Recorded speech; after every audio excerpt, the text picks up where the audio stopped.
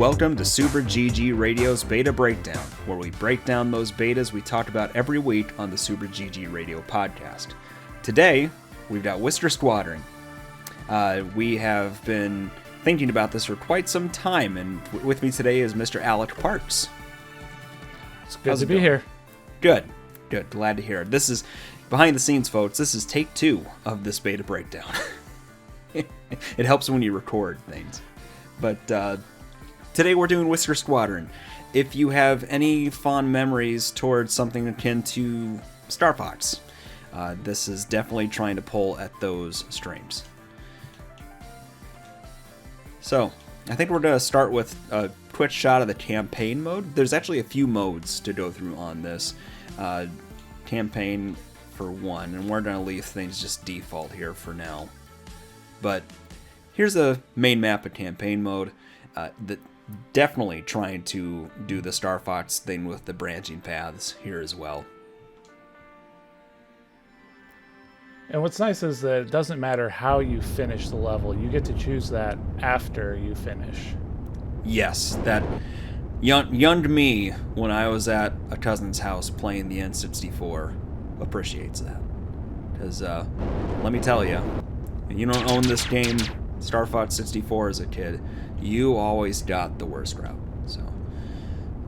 So the campaign mode they're kind of teasing out has these, I guess we'll call them biomes, different solar systems of some kind to explore and move from space to space. And usually it's about fighting off little enemies. I think there's one following me right now called a Scarab. Where are you?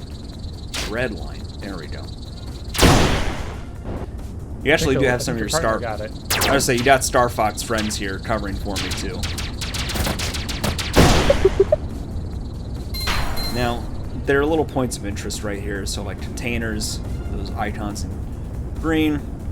The Scarabs are the actual bad guys here, so we can float over here and kind of test this one. Oh, there's a few of them. Some basic table stakes here. There's a laser shot. That's my A. There is a secondary weapon, which in our case are homing missiles there. Cool stuff. There is a boost. There is a brake. If you hold boost and brake at the same time, you can sort of just turn in motion, and you just go based off the sort of velocity you were heading. So I can do a little bit of a backward look and strafe and shoot, and then move on. And then I think, oh, very important, barrel roll. Gotta do a barrel roll. Yeah, you gotta do it till it's about 5 times too many, and then people find it a little obnoxious. So our secondary weapon is resource-based, correct? Yes. So you actually have to collect some of these. I think it's the purple orbs, more specifically here. They sort of engage the energy you need to have in order to actually shoot the things off.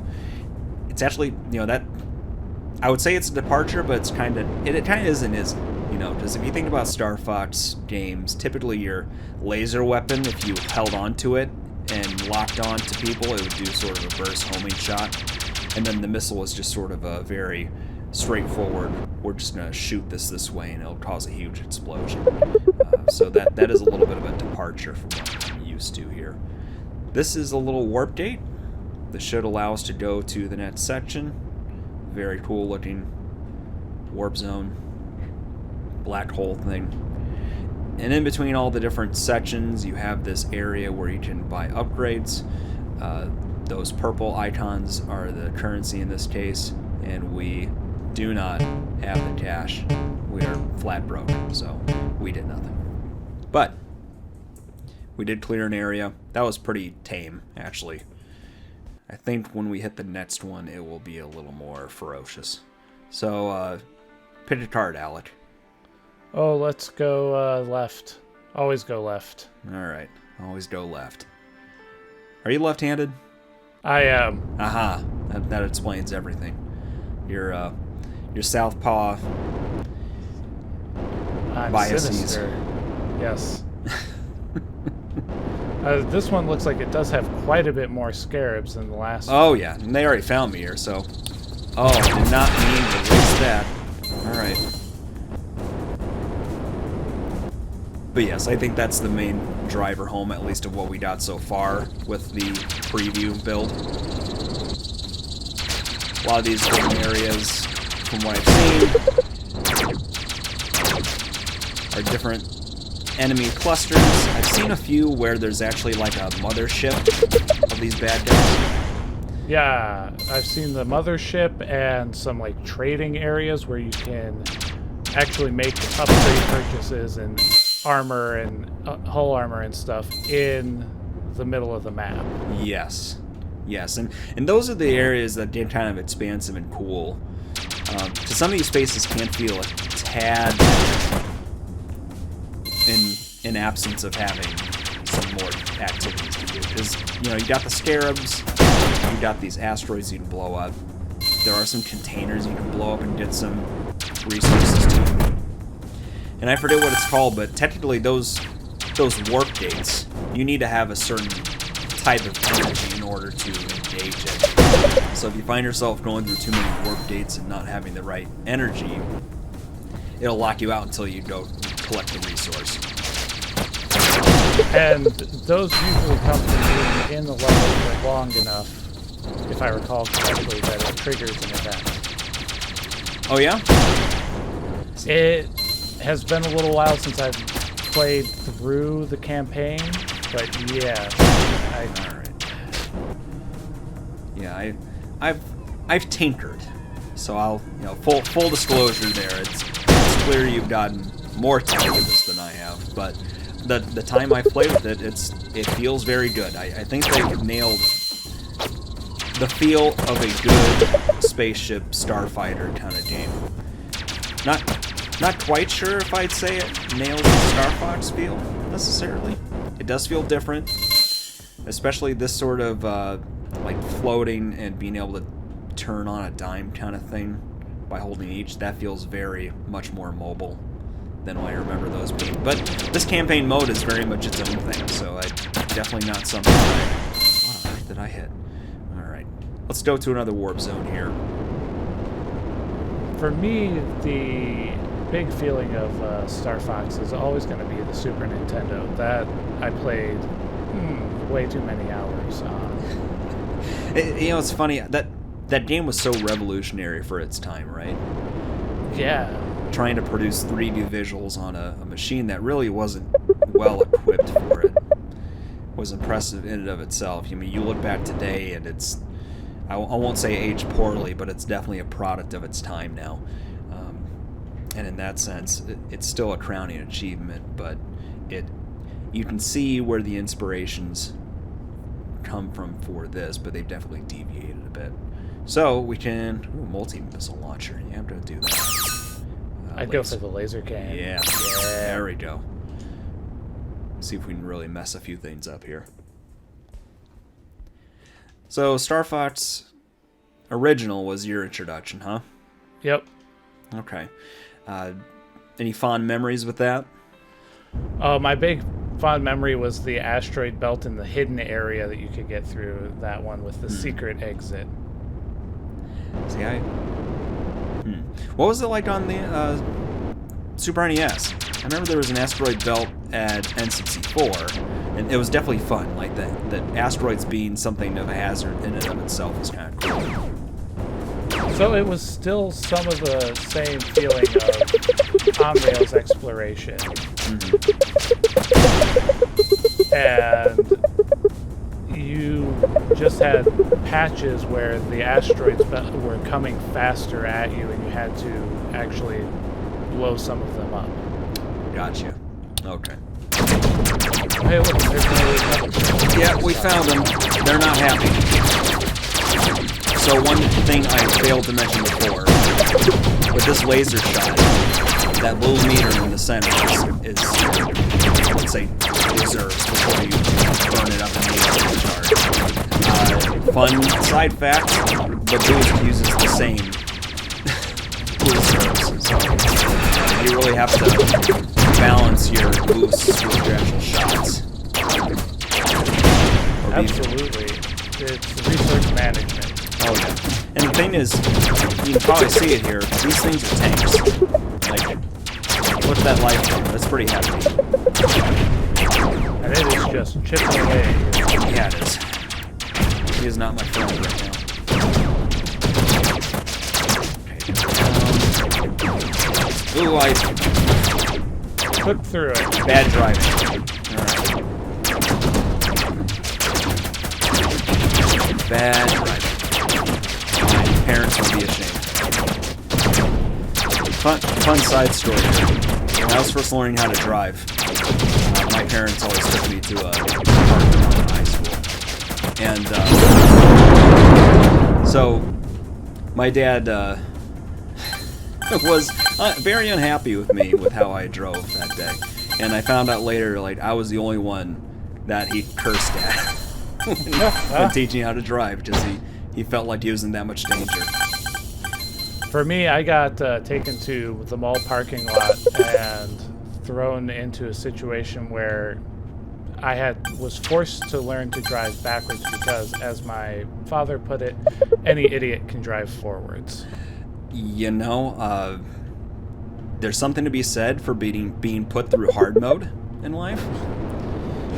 You could argue that it makes you a stronger man. Yeah, it definitely made me a stronger driver. I don't worry too much about parallel parking.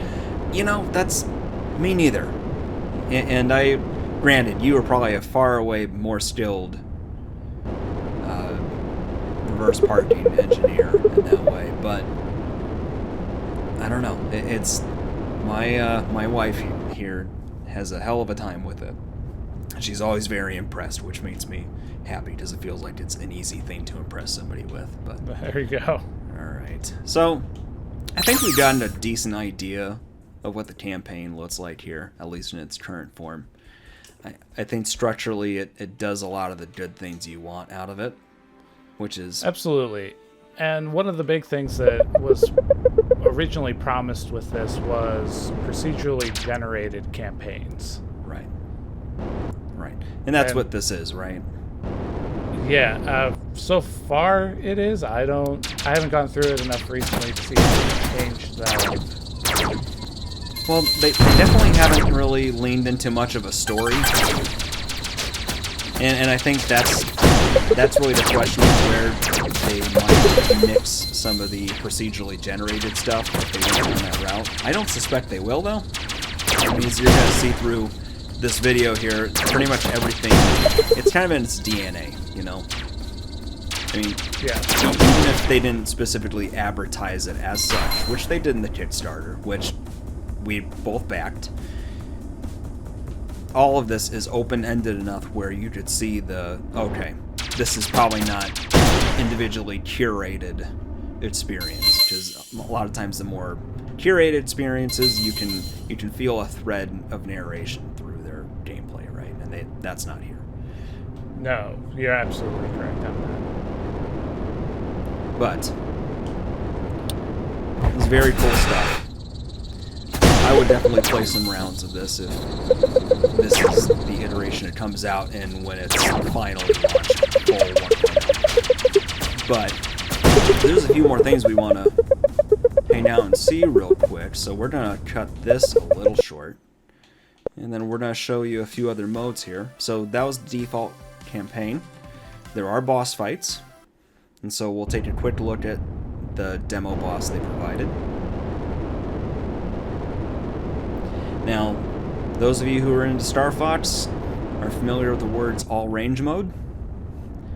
And to those who aren't, it was basically a closed circle where the boss was the center of gravity and you sort of flew around it.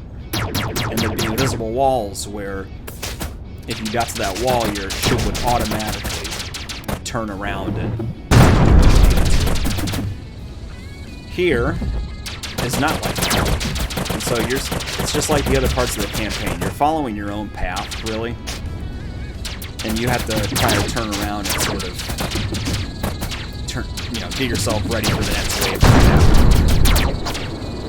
Now that said, I enjoy a good starfighter or spaceship fighter, regardless of what flavor you give me. So this is still a good bit of fun for me. It looks like even since Friday when we last played this, our original attempt, yes, they've changed the boss fight. A little bit. I definitely feel there's more scarabs hunting me down. And it had you chipping away at individual sections last time. Yes. Which does not look to be the case. Or maybe I just haven't reached that part of the boss battle yet. Oh, it's a possibility. Full disclosure, I'm not always great at paying attention to boss patterns. I tend to take the really just push your way through method. I work harder, not smarter. Let's put it that way. Get off my back. Come on. I would kill for a button combination. One that just immediately does a U-turn. You know what? That was my first thought when I played this. Was it'd be really nice if I could do that. Because you think like Star Fox 64, even without, because you would do the same move to do the flip around like that, right? The loop. But I think that's where it goes into the idea that this is not going to be a one-for-one Star Fox homage. No, I'm glad that it is. Yeah, I think there's a place for a spiritual successor kind of game, but I'm also pleased that these developers have a vision that they're going for. Because I suspect there has been, or there will be, plenty more of those homages. Yes. It's nice to see something that's a little thoughtful. What I really hope for is a multiplayer campaign. Yes. Or hell, give me dogfight. Yes. There was some great fun in Star Fox 64. Floating around in the middle of space, taking out friends. How to make friends and well, one of those things. one of those things. I'll leave it to listeners to see what that is. But oh yeah, the world is open enough.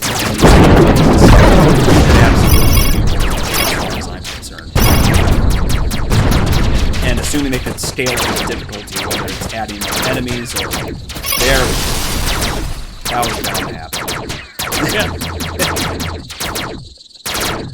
But I think it'd be really cool if they added that as an option. It seems almost like a no-brainer. You know, they already have the secondary ships, partner friends floating around. Just plop a player in there and let them go. All right, so we're gonna go to a survivor section finally. What do you think? Do you feel the neon, or are you ready to visit Cube City? Let's go for the neon. Right. I'm a fan of a little color. All right, we've been this sort of scrappy young one. We've got the happy-go-lucky Scottish. There we go. Fold?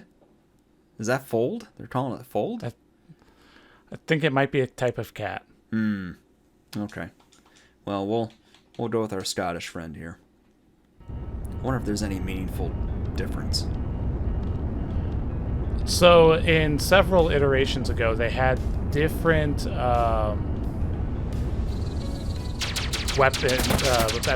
secondary weapons that you could get that they used depending upon who you were. Yeah. Okay. All right. So there are some differences depending on which pilot you choose. It didn't look like it when it was going through the character selection this time. It looked like you could choose whether you were doing the homing missiles or a different one. Yeah. I wonder if that's a matter of the demo, or if they made any changes based off feedback. Because to your point, if they've been making that much change, and that probably means they're listening to a lot of backer. Holy moly!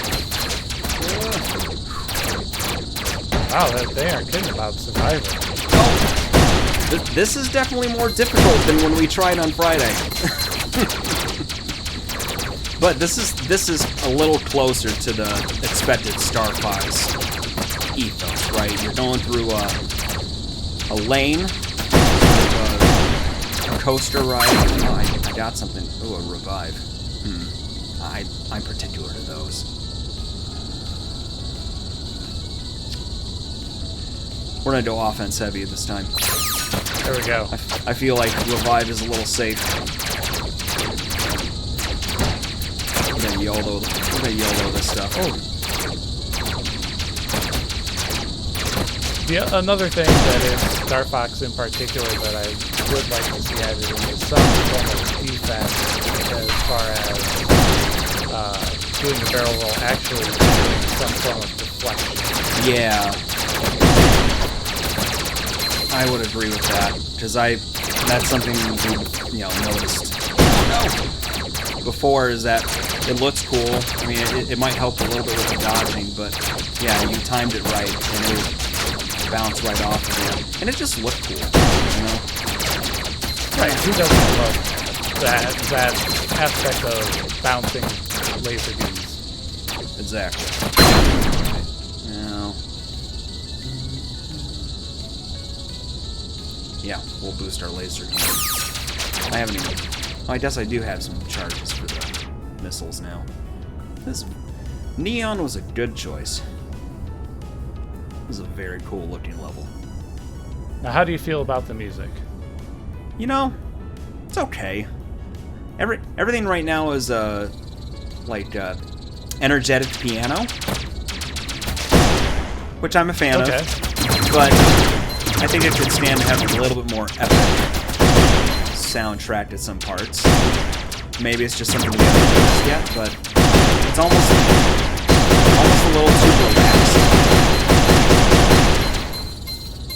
I found the opening music quite compelling. Yes. I was nodding along with that. No problem at all. Yeah, I'm with you on that, for sure. Alright, yep.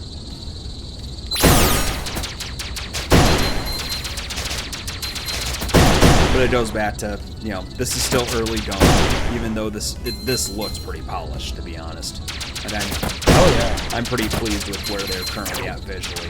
I imagine they might still make some tweaks, but frankly, if they released it 1.0 as is, then, maybe they would just work on occasional updates to add stuff, I think I'd be perfect. And again, you think about Star Fox games pre-Wii U, they all pretty much look like this. Some sort of like polygonal-looking structures and ships and stuff. Let's see.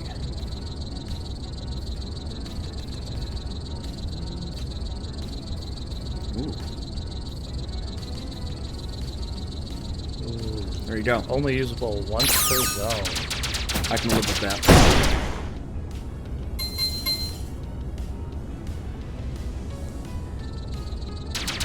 So, as someone who has definitely played this a bit more than I have, and I think you've got of a nostalgia or fondness for the series than I do, what would be on your list? That is. Ooh, I think I already mentioned the big ones. Going with what we originally backed, I do think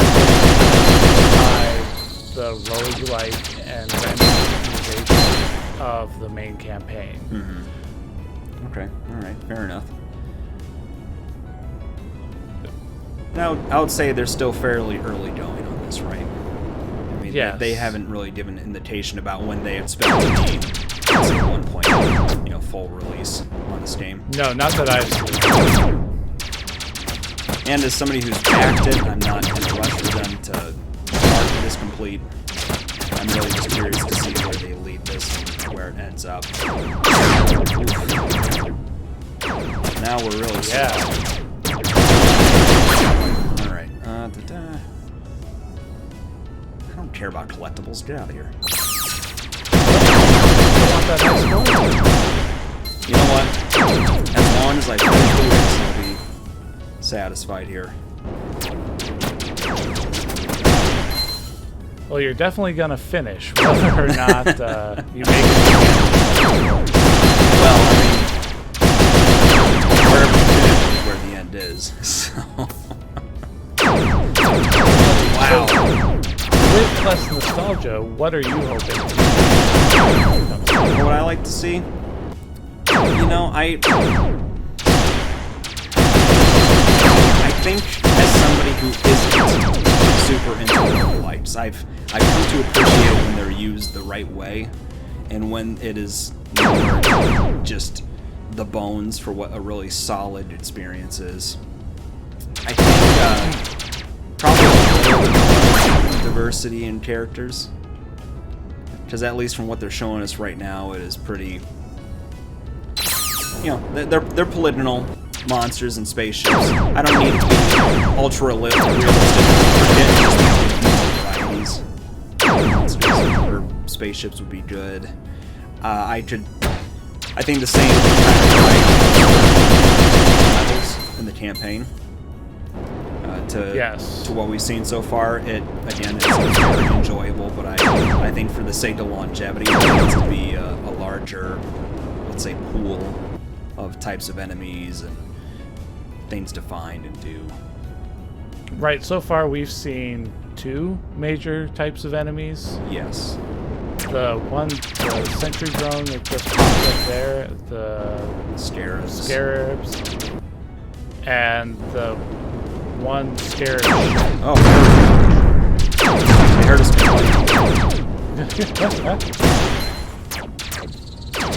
But I think the bones are there, right? The structure is in place for what I expect and would want out of this game. So at this point, it's just a matter of, are you going to deliver something that I can sink my teeth into several times and not be able to stale? I think that's the main question mark that's left for me on Whisker Squad. I have high hopes. Yeah, I have expectations to deliver something that I'll be happy with in an episode, and I miss a good space fighter. I guess that's what I was. And with how dormant the Star Fox franchise is for Nintendo, this seems like a good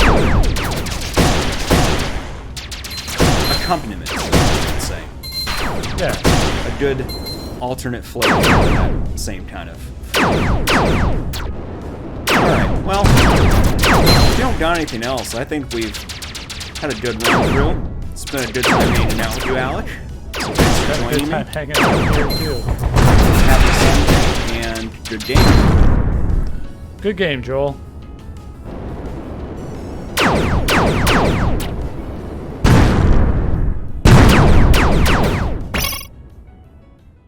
For more content like this, check out Super GG Radio on all podcast services for weekly conversations about betas, demos, news, and clearing out our backlog. You can also find us on twitch.tv/SuperGGRadio and like and subscribe to our YouTube channel. See you there!